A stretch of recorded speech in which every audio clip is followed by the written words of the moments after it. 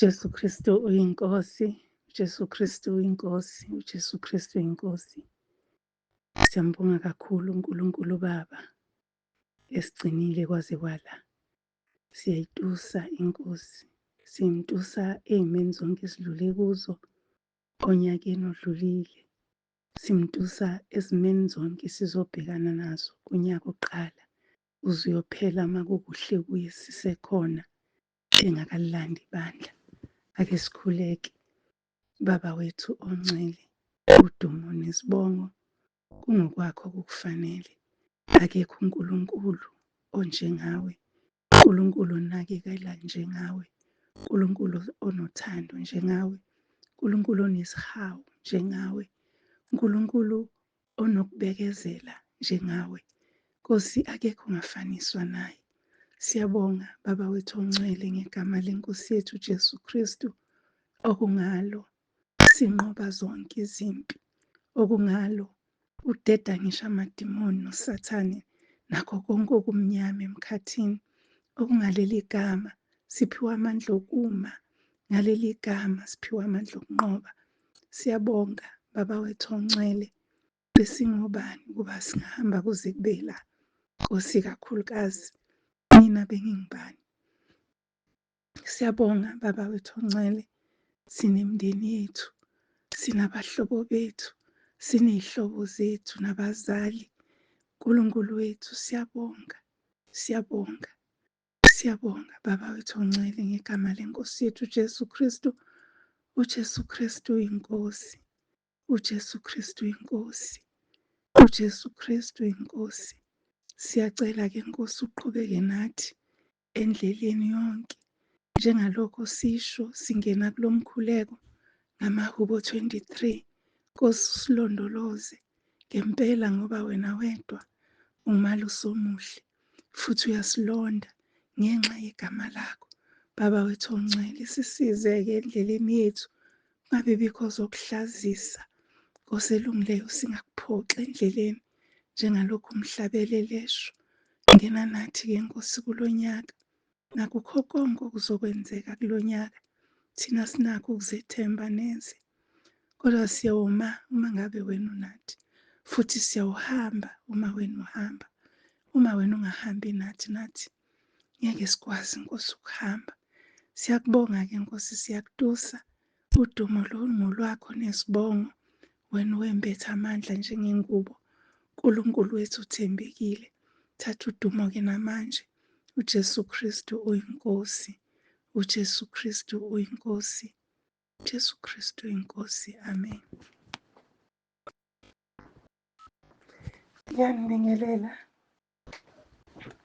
bazalwane egameni leNkosi yethu uJesu Kristu. Ngithi nje uJesu Kristu uyinkosi. Siyambonga kakhulu uNkulunkulu. Angithathe-ke nje ithuba ngisho ukuthi ngoLwesine oludlulile angikwazanga ukuhlangana nani. Kwasuke kwaba nokuxakeka nokuphithizela okukhulu. Sasinenkonzo njengoba nazi, so kwathi uma sekuphuma inkonzo ngaba nokuphithizela nje okukhulu. Inhliziyo yami yagcina ingazange ikwazi ukuzwa ukuthi kufanele ngithini. Ngiyaxolisa-ke bazalwane, ngangingeke ngize kini ngizokhuluma ukuhlakanipha kwami ngoba anginakho. So bazalwane-ke kulokhu umoya wami uthi nje siyabonga Nkosi, siyabonga. Uhambe nathi kwaze kwala. Mhlawumbe mina ngingomunye wabangazi bebengalindele ukuthi ungaphela unyaka ngikhona. Mhlawumbe nabanye ngokunjalo. Kodwa ngoba uNkulunkulu ubona ekusithekeni nasekujuleni, futhi uNkulunkulu wazi kusengakenzeki izinto ngoba zidalwe nguye. Wabona nje kukuhle ukuthi nami ngingaba khona, ngilibone lolu suku lokuqala. Bazalwane, umoya wami uyathoba, ngiyamtusa kakhulu uNkulunkulu.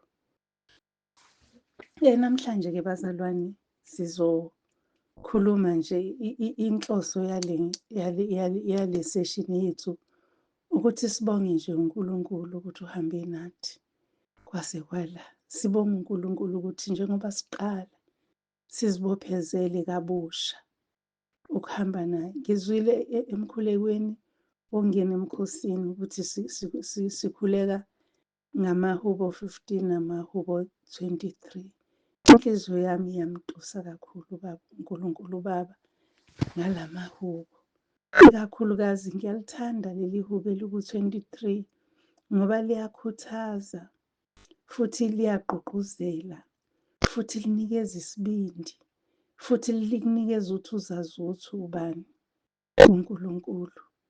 So bazalwane, sengathi besingagijima nalo usuku nosuku ulifundisise ukuze umkhuleko wakho usho njengoba lisho. Siyambonga kakhulu uNkulunkulu nangaleli thuba lomkhosi. Enhlizweni yami ngiyenga ebusuku ngaphambi nje kokuba kushaya u-12. Ngiyalala-ke mina bazalwane, ngiyazumeka, ngivuke kube ngathi akwenzeke lutho ngo-12. So ngivukile ngathuswa ukuthi ngizwa umsindo. Kwase kuyabuya ukuthi manje kuhlukanisa unyaka. Bengizwela kude, bengithi kuduma izulu, angazi noma beliduma ngempela yini. Kodwa ngathi uma sengiphapheme sengikhuleka ngase ngiyezwa ukuthi hayi cha, kuqhuma ama-cricket noma eqhuma kude-ke nathi. So siyambonga-ke uNkulunkulu nangalokho. Kwase kufika leli zwi elikuBasefesu, abaseFesu 6. Lafika leli zwi enhlizweni yami kwaba ngazuthi kukhona othi nasi isibophezelo sonyaka. Umkhuleko wami ukuthi iNkosi ngisize ngihlale kuwe ngingasuki. Kwase kufika lesi sibophezelo sonyaka bazalwane esikuAbaseFesu 6. Ngizocela sifunde khona nje ngokuphuthuma. Ngiyazi ukuthi abaningi bethu baxakekile ney'nkonzo nemikhuleko okumele siyenze, kodwa-ke dlula nje nakuso lesi sibophezelo sethu sakulo nyaka ukuthi nje vele nasezweni siye senze ama-New Year's resolution, senzele ukuthi ngifisa ukuthi kulo nyaka ngenze lokhu nalokhu nalokhu nalokhu nalokhu, ukuze ukuthi uma ngabe usuku-achivile bese uyakuthikha, uthikhe lapho la ufinyelelile khona ukwenza. Nalana-ke izikhali zamaKristu kusukela laphaya ku-verse 10, kodwa ngithanda ukuthi sigxile kakhulu thina ku-verse 13. Izikhali zamaKristu kwabaseFesu 6 u-verse 13 uthi, ngakho hlomani izikhali zonke zikaNkulunkulu ukuba nibe namandla okuzabalaza ngosuku olubi, nalapho senifeze konke nime. uJesu Kristu inkosi. Ake siliphinde. Ngakho hlomani izikhali zonke zikaNkulunkulu ukuba nibe namandla okuzabalaza ngosuku olubi, nalapho senifeze konke nime. Bazalwane, asihlomi kuphela uma sekufika usuku olubi, kodwa sihloma before, ngaphambili kokuthi usuku olubi lufike. Uma ngabe uzohloma ngoba sekufika usuku olubi, kukhona isikhali ozosikhohlwa. Kukhona okunye ozothi usuphumile usuthi uya empini, uthi hawu ngishiye ukuthi, njengoba kwenzeka ey'ntombini eziyishumi esifunda ngazo. Zazazi ukuthi umyeni uzofika, zathatha ey'bani because zazazi ukuthi angafika ebusuku kudingeka ukuthi kukhanyiswe. Kodwa ngenxa yokuthi zenza ngaleso sikhathi sezibona abanye benza, zangakhumbula ukuthi zona iy'bani zazo zinamafutha. Umzekelo-ke lo bazalwane une-meaning ejulile. So nathi kulo nyaka kumele asihlome. Siyaqala namhlanje, siyaqala ukuphila kulolu suku mhla ka-1 kaJanuwari ka-2026. Siyaqala ngqa ukuphila kuwona. Siphilile kobanye umhla ka-1, kodwa bekungesiwo u-2026. So usuku nosuku lunendawo yalo and usuku nosuku luhlukile kolunye.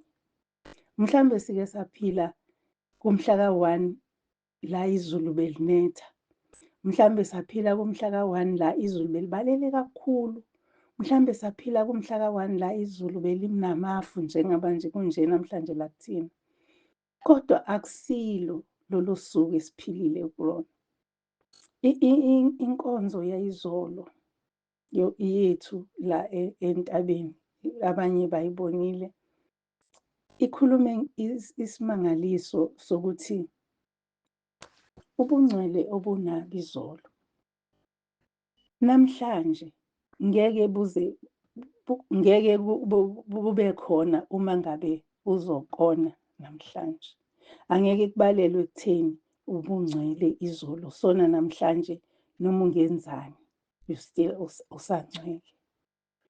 Futhi izono obunazo izolo, uma namhlanje uzingcwelisa uzivuma uzishiya, namhlanje ngeke zisakungcolisa wena ngoba usishiyile.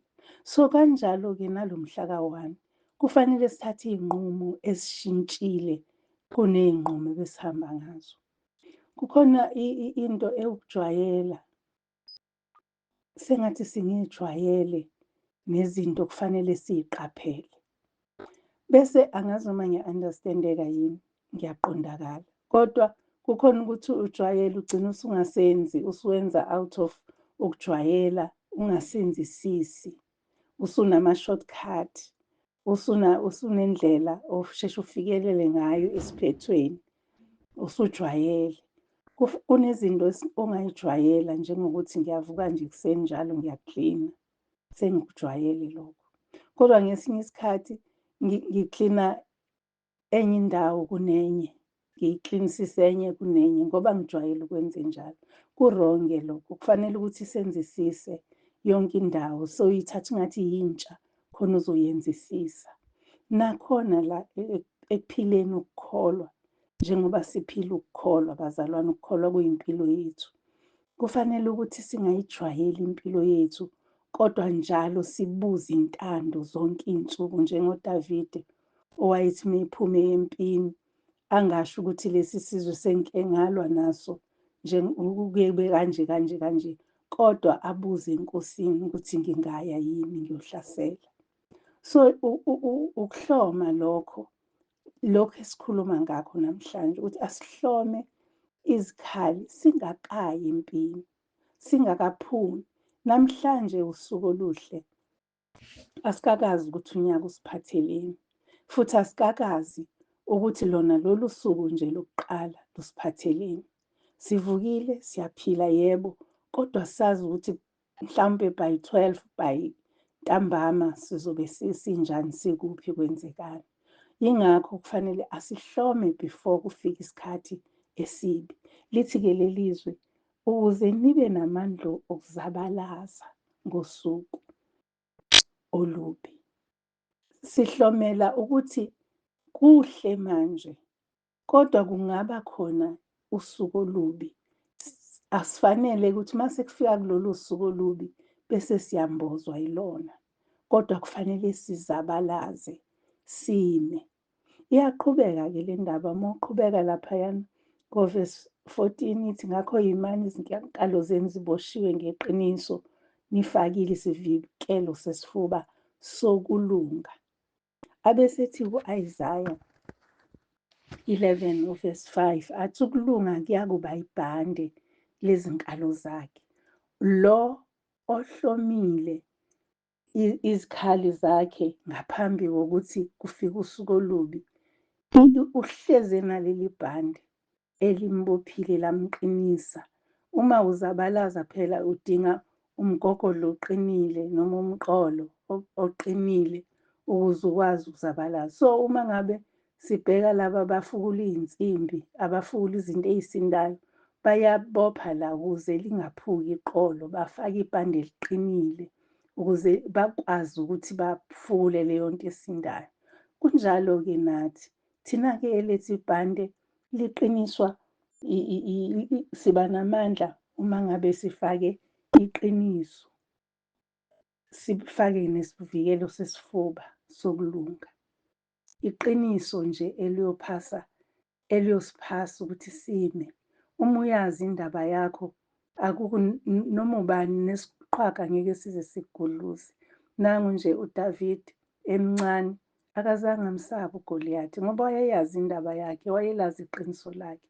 So nathi-ke bazalwane, kusibiza ukuthi silifake leli bhande eliyiqiniso, ibhande abantu abazolibona ukuthi hawu ufakile ibhande, uqinisile ukhalo lwakhe. Bese u-Isaya kukhuluma nangamanyonga. Ngiyazama ukuthola ukuthi amanyonga yini because ngicabanga ukuthi mhlampe i-pelvic girdle or i-pelvis. Hhayi, mase ngithi i-pelvis sengisho enye into. I-pelvic bone, pelvic girdle, angazi ukuthi kubiwa ngani, kodwa ngiyakholwa ukuthi ikhona lokhu okungamanyonga okusaphotha lezi zinto ezingaphakathi ukuthi zingalimali, njengosibeletho nani nani kungaphakathi lapho sinye somchamo silapho phakathi, izinto ey'njalo kuyavikela ukuthi kungalimali. So lokho lamanyonga axhume la emgogodleni. Uma ngabe exhume emgogodleni, uma kuqinile ukhalo, kusho ukuthi namanyonga azoba right, azophepha.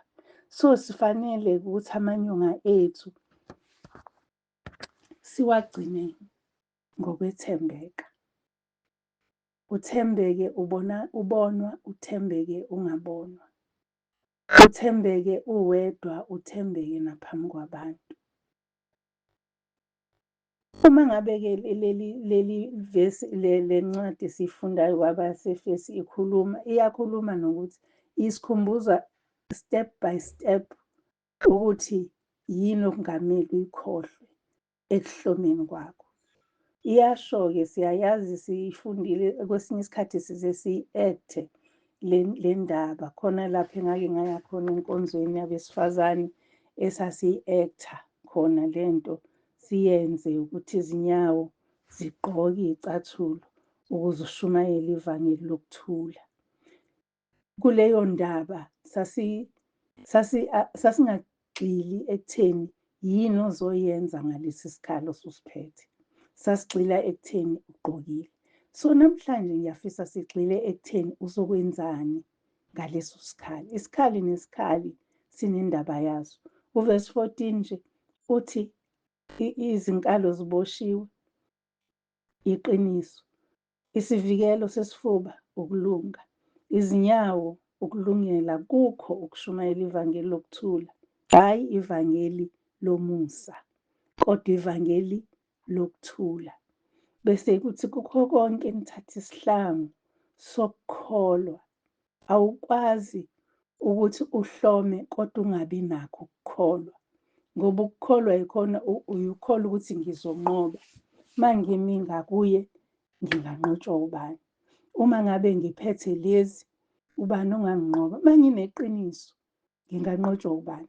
Ngoba akukho okuzocingeka ukuthi sengi-ede lokhu nalokhu nalokhu. Akufani, akusiyo iresiphi yokudla. La iresiphi ongayishintshela yona. Thina esiphekayo siyazi ukuthi iresiphi uyakwazi ukuyishintsha ngendlela ofuna ukuthi izwakale ngayo wena. Ungayithanda eyenziwe ngomunye, kodwa futhi uzothanda le yakho ozoyibona ukuthi ikumela kanjani. Lana iqiniso awukwazi ukulishintsha. Futhi ukushumayela ivangeli lokuthula angeke kufane nokuthi ushumayela ivangeli lomusa, ngoba elomusa lithi noma ngabe awuzivumanga izono, u-right, uNkosi uJesu izokuthethelela ungazange uvume. Ube kodwa usuphambana nokuthi uthi vumani izono omunye komunye. So bazalwane, simele ukuqaphelisisa, ngishilo ngathi asingahambi ngokujwayela. Kulo nyaka-ke sithathe isinqumo sokubhekisisa, sihlome singakawuqali unyaka, ukuze sizohamba. Ngoba uma ngabe sekuthiwa nje kuqhamuka lo ozokuphikisa, uzolanda laphi isikhali sakho seqiniso? Kuqhamuke ozokuhlukumeza, uzolanda laphi isikhali sakho sokulunga? konke sihlonyisiwe lasakhunjuzwa, kukho konke nithatha isihlangu sokukholwa.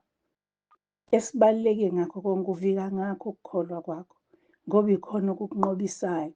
Uma ngabe uvika ngokukholwa, ungaviki ngokuhlakanipha, ungaviki ngenhliziyo yakho embi noma ubugora bakho, kodwa uvika ngokukholwa.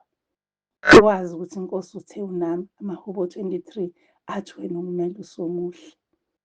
Nkosi, noma ngihambe esigodini sethunzi lokufa, angisabi. Uhamba ngokukholwa, awuhambi ngokuhlakanipha kwakho, awuhambi ngokubona. Bese kuthi namukele futhi isiqoko sensindiso. Inkulu bazalwane le ndaba yalezi zikhali, ngoba uma ngabe usukholwa, kumele sindiswe, kumele udlule laphaya evangelini lokuthula, hhayi elomusa.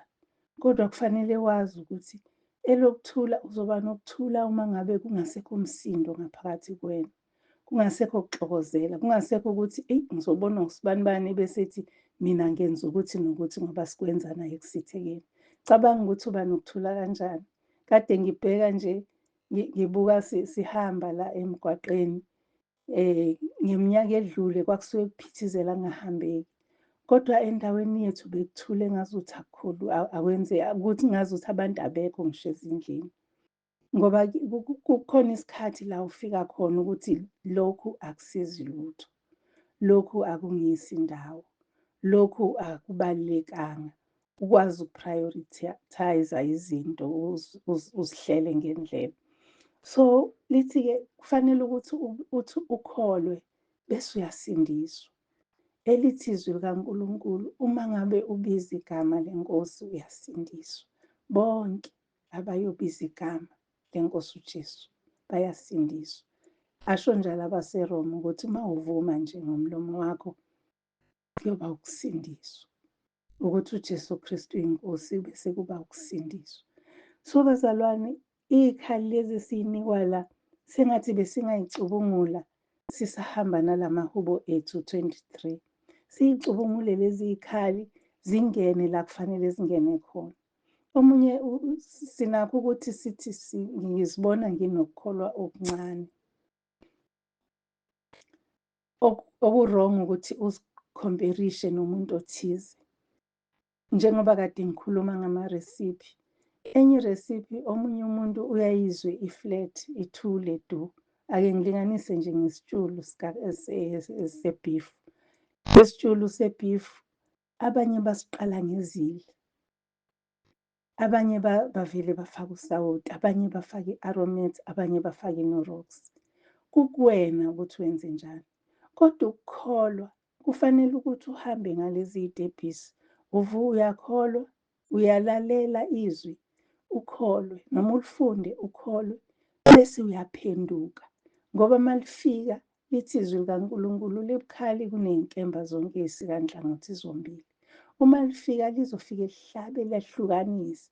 Ngesikhathi lihlaba uyalizwa liyangena kuwena.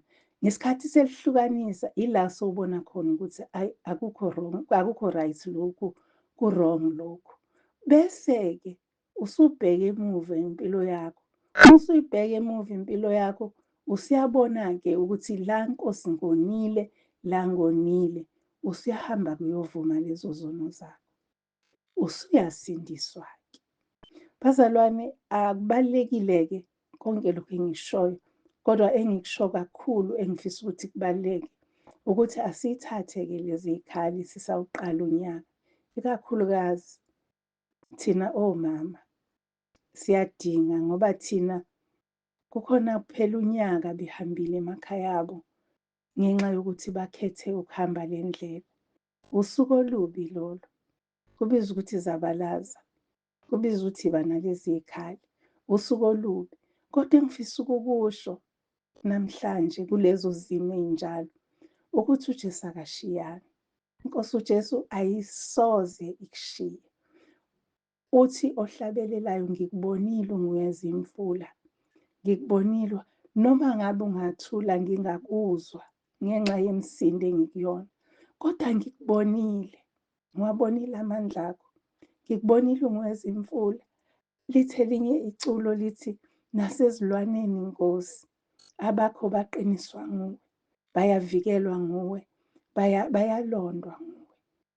So ngifisa ukusho ukuthi asiyithathe lezi zikhali ngoba thina asiphiwanga ukwazi ikusasa. Uyedwa owaziyo ngekusasa uNkulunkulu. Uma sihlezi kuye namazwi akhe ehlala kithi, ngempela siphiwe ilungelo lokucela esikuthandayo sikwenzelwe. Siphiwe ngisho amandla. Lithi kwakuMathewu 28 athi abakholwayo 20:18 kuthi abakholwayo baphiwa amandla ukuthi bakhiphe amadimoni benze konke. Amandla abawaphiwayo. Angisazi ukuthi unethi bani. Kodwa siphiwe lawo mandla ukuthi singathi intaba qukuleka uphoseke ulwandle kwenzeke ngokukholwa. Uma ngabe sinokukholwa. So bazalwane, uyaqala-ke unyaka. Siney'nqumo esiy'thathile. Okukhulu kakhulu asidede kukho konke okubonakala kukubi. Lokho nje okubonakala kukubi othi uma ungabe ukwenza uzwe ukuthi mana kuyashayisa la. Asidede-ke kukho. Kungaba izinto, kungaba i-property, kungaba mhlambe ama-habits, kungaba ngabantu, kodwa deda. Uma ngabe nje umuntu ene-negative vibe qhela. Uma ngabe umuntu enokusola noma ekubuza imibuzo ekhombisa ukuthi awukho right, qhela yena. Kodwa uma ngabe kungumuntu okwakhayo, namathela kuye-ke akwakhe ngezwi likaNkulunkulu ungasuki. Kodwa uma ngabe ezokwakha ngenye into, ngezinye iy'ndlela, deda ngoba lokho kubonakala kukubi. So bazalwane, indlela yinde, siyaqala namhlanje. Asihambeni ngokuthembeka. Asihlome zonke lezi zikhali. Asihlomeli manje esilibonayo, kodwa sihlomele usuku olubi oluzofika. Kusho ukuthi noma ngabe-ke zikhona ezinhle, ila so-relax-a khona. Yabona ukuthi umuntu uma esebamba isikhali iy'ngalo zilenga, usuke seku-relax-ekile. Kodwa uma eyiphakamise ey'bamba kanje kusuke sekunempi, kusuke sekusempini. Akekho kaJehova onqutshwayo. Leso simo nje asizile ukuzokunqoba. Futhi kulo nyaka, nquma kabusha ukuthi lokhu kungikhinyabezile ngonyaka odlule. Kulo nyaka ngeke Nkosi. Umtshele ukuthi Nkosi uma ngabe le ndlela wena ungayihambi nami ngeke ngihambe. Ungavumi ukuthi abantu bakukhiphe ebukhoneni bukaNkulunkulu, bakukhiphele ngaphandle kwasekama. Ungavumi. Zabalaza, ilwa. Nazi izikhali siy'nikiwe. uJesu Kristu inkosi. Ngiyanithanda bazalwane. Nakulo nyaka inkosi ngokuvuma kwenkosi sizoqhubeka ngokuvuma kwakhe. Sizoqhubeka sihambe le ndlela. Sijabulelana ukuthi sihlangane. Sijabulelana ukuthi sikhulume. Bazalwane, nathi siyakheka ngobufakazi benu. Nathi siyaphila. Lokho enisuke nikufakaza siyathuthumela bazalwane. Mina ngiyathuthumela each time abazalwane bethi bayangithanda. Ngiyathuthumela each time abazalwane besho ukuthi ngilokhu nalokhu nalokhu. Ngoba okunye kwakho ngisuke ngingakwazi, kusuke kungenziwa yimina. So ngiyathuthumela. So bazalwane, uthando lwenu lusenza simthande lo osidalile ngoba uyena owasenza, wasibekela ukuphila. Siyambonga kakhulu uNkulunkulu Baba nendodana yakhe uJesu Kristu. Asazi singathini bazalwane, asiqhubekeni sikhonze le Nkosi yokuthula. Kade sisho la ngoKhisimusi ukuthi izwi lithi umbuso uyoba semahlombe akhe. Wathabathela kuye ngisho nosizi lwethu. Wasenza ukuthi thina sibe yindlalifa nje zombuso esingawusebenzelanga yena esisebenzele kangaka wasizuza ngegazi lakhe. Bazalwane, inkosi inibusise. iNkosi inenzele ukuthi lo nyaka uma sihamba naye, lithi izwi lakhe konke kusebenzelana kube kuhle kwabamthandayo uKristu. So uma ngabe sizohlala othandweni lweNkosi yethu Jesu Kristu, konke ngisho ubunzima buzobe buletha udumo kuye. Ebunzimeni bakho kuzophuma udumo olubheke kuNkulunkulu, sebesho abantu bengaqondile bethi uyamsebenzela nalo nkulunkulu wakhe, bethi bayakukhesa kanti banikeza udumo. UJesu Kristu uyinkosi. Ngiyacela sikhuleke.